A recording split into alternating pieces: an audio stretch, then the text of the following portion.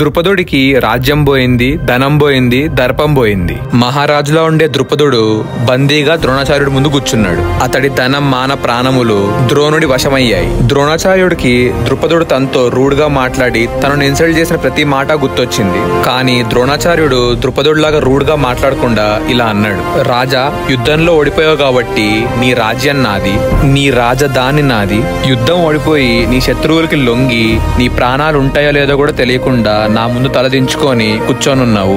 ఇది నీ పరిస్థితి. ఇప్పుడు చెప్పు, ఇంతకు ముందు నాతో వద్దనుకున్న ఫ్రెండ్షిప్ ఇప్పుడు కావాలా వద్దా అని అన్నాడు. ద్రుపదుడికి నోట్లోంచి మాటలు రాక అలానే తలదించుకొని కూర్చున్నాడు. అప్పుడు ద్రోణాచార్యుడు: రాజా, నువ్వు మహావీరుడివి, మేము నేను చంపేస్తామని భయపడకు. మేము బ్రాహ్మణులం, ఎటువంటి తప్పునైనా క్షమించే క్షమాగుణం ఉన్నవాళ్ళం. ఇంత జరిగినా నాకు మన స్కూల్ డేస్ లో ఉన్న ఫ్రెండ్షిప్పే ఇంకా కంటిన్యూ చేయాలనే ఆశ ఉంది.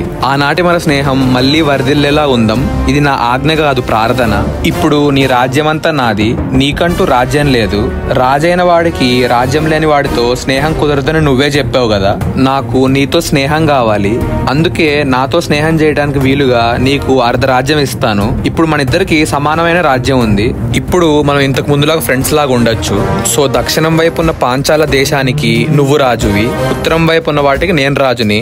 ఈ డీల్ నీకు ఓకే అయితే నాతో ఫ్రెండ్ గా ఉండు అని అన్నాడు. అప్పుడు ద్రుపదుడు ఇలా అన్నాడు: ద్రోణాచార్య, నువ్వు ఇంత పరాక్రమవంతుడివి, యుద్ధం గెలిచావు, అయినా ఫ్రెండ్షిప్ గురించి అడుగుతున్నావు అంటే నువ్వెంత గొప్పవాడివో అర్థమవుతుంది.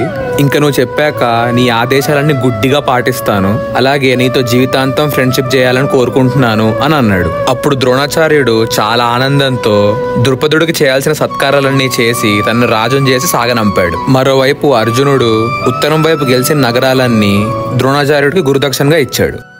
ద్రుపదుడు ఆనందంగా తన రాజ్యానికి వెళ్ళిపోయినా ఎందుకో ద్రోణుడు చేసింది అతను ప్రాసెస్ చేసుకోలేకపోయాడు.